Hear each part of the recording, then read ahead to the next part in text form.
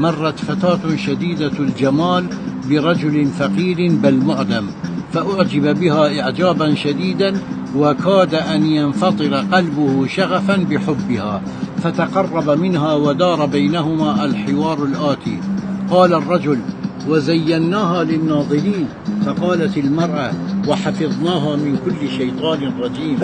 قال الرجل: بل هي فتنة ولكن أكثرهم لا يعلمون. فقالت المرأة: واتقوا فتنة لا تصيبن الذين ظلموا منكم خاصة واعلموا أن الله شديد العقاب.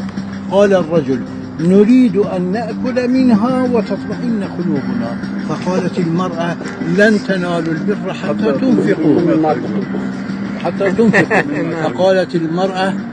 فقال الرجل: وإن كان ذو عسرة، يعني فقير.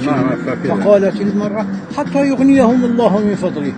قال الرجل: والذين لا يجدون ما ينفقون. فقالت المرأة: أولئك عنها مبعدون.